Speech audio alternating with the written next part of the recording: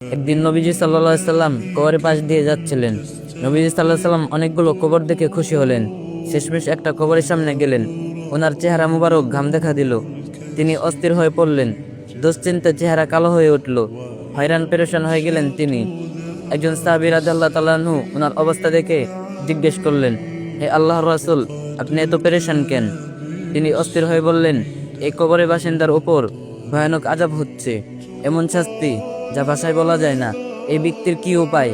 এই কথা বলে তিনি কবরে হাত মোবারক রেখে দোয়া করলেন, কিন্তু চেহারায় প্রশান্তি এলো না। তিনি বললেন, দোয়া কবুল হচ্ছে না, কোন রহস্যময় কারণে। সাংঘাতিক বড় পাপ করেছে সে। হযরত সাল্লাল্লাহু আলাইহি সাল্লাম এরপর অস্থির বেরিয়ে চলল। তিনি বললেন, আমার উম্মতের উপর এমন কঠিন শাস্তি হচ্ছে, আর আমি বাড়ি গিয়ে ঘুমাবো। তিনি একজন সাথীকে ডেকে বললেন, যাও মদিনার বাজারে গিয়ে সেখানে আওয়াজ দিয়ে বলো, যাদের আত্মীয় কবর এখানে রয়েছে তারা যেন নিজ নিজ আত্মীয়দের কবরের সামনে দাঁড়ায়। সবাই দাঁড়ালো, কিন্তু আশ্চর্য, ওই কবরের পাশে কেউ নাই। বেদনায় নীল হয়ে গেলেন হুজুর সাল্লাল্লাহু আলাইহি সাল্লাম। অনেক পরে লাঠি ভর দিয়ে একজন বুড়ি এলেন। তিনি দাঁড়ালেন সেই কবরের পাশে। হুজুর পাক সাল্লাল্লাহু আলাইহি সাল্লাম অস্থির নিঃশ্বাস ফেললেন। তারপর বৃদ্ধকে জিজ্ঞেস করলেন, এটা কার কবর?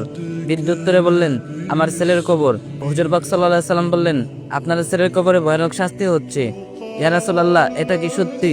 রাসূলুল্লাহ সাল্লাল্লাহু আলাইহি সাল্লাম বললেন, হ্যাঁ সত্যি। বৃদ্ধ উত্তরে বললেন, শুনে আমি খুব খুশি হলাম। রাসূলুল্লাহ সাল্লাল্লাহু আলাইহি সাল্লাম এবং উপস্থিত সবাই খুব অবাক হলেন। একজন মা তার নিজ সন্তানের ব্যাপারে এমন করে কিভাবে বলতে পারেন, তা তাদের মাথায় ঢুকছিল না। হুজুর সাল্লাল্লাহু আলাইহি সাল্লাম তাকে বোঝানোর চেষ্টা করে বললেন, আল্লাহ মাফ করুন, আপনি কি বলছেন মা? সে আপনার সন্তান। শুনুন তাহলে, হে আল্লাহর রাসূল, এই বাচ্চা যখন আমার পেটে, তখন তোর বাবা মারা যায়। সে পৃথিবীর মুখ দেখলো, তার কেউ ছিল না। আমি নিদারুণ কষ্ট করে তিলে তিলে অনেক বড় করে তুললাম। সে বিয়ে করে স্ত্রীকে পেয়ে আমাকে অপমান অবহেলা করতে লাগলো। একদিন তার বউ কানে কানে কি যেন বলল, ছেলে রাগে অধীরে মারতে শুরু করলো আমাকে। ক্ষতবিক্ষত হয়ে গেলাম, আমি জ্ঞান হারালাম। হোশ ফিরলে আমি আল্লাহর কাছে দুই হাত তুলে বললাম, হে আল্লাহ, তাকে কবরের শাস্তি দাও, দুনিয়াতে দিও না। চোখের সামনে ছেলের কষ্ট সহ্য করতে পারবো না। হে আল্লাহর রাসূল, আমি এখন এজন্য খুশি যে আমার দোয়া কবুল হয়েছে।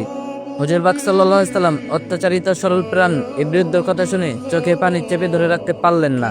ওনার মুক্তামতো অশ্রু গাল বেয়ে ফোটায় ফোটায় পড়তে লাগলো। খানিকক্ষণ পর নিজেকে সামলে নিয়ে বললেন, হে বৃদ্ধ মা, তুমি তোমার ছেলেকে ক্ষমা করো, সে ভয়াবহ শাস্তি পাচ্ছে। বৃদ্ধ বললেন, হে আল্লাহর রাসূল, অন্য কিছু বলুন, ছেলেকে ক্ষমা করব না আমি। নিরুপায় হয়ে হুজুর পাক সাল্লাল্লাহু আলাইহি সাল্লাম আকাশের দিকে মুখ তুললেন। কাতর স্বরে বললেন, হে আল্লাহ, এই বৃদ্ধকে কবরের শাস্তি দেখাও। এরপর ঘটে গেল এক আশ্চর্য ঘটনা। বৃদ্ধ চোখ বিস্ফোরিত হলো। সে প্রাণ ফাটা চিৎকার করে বেহুশ হয়ে গেল। খানিকক্ষণ পর জ্ঞান ফিরল বৃদ্ধর। প্রচন্ড জোরে ভোগারোগীর মতো থরথর করে কাঁপছেন তিনি। তিনি বললেন, ও খোদা, কবরের আযাব এমন ভীষণ, এমন ভয়ানক। ছেলের পুরো শরীর থেকে চামড়া উঠিয়ে নেওয়া হয়েছে, তাকে মুগুর পেটা করা হচ্ছে। হে আল্লাহর রাসূল, আমি তাকে ক্ষমা করলাম, আপনি দোয়া করুন, সে যেন মুক্তি পায়। হুজুর পাক সাল্লাল্লাহু আলাইহি সাল্লাম হাত উঠালেন। দোয়া শেষ। ওনার চেহারা উজ্জ্বল। প্রকৃতিতে আকাশে বাতাসে নেমে এলো সুমহান সমাহিত পরিবেশ, গভীর প্রশান্তি। দয়াল নবীর চেহারা মুবারকে চারদিকে শান্তির ছায়া।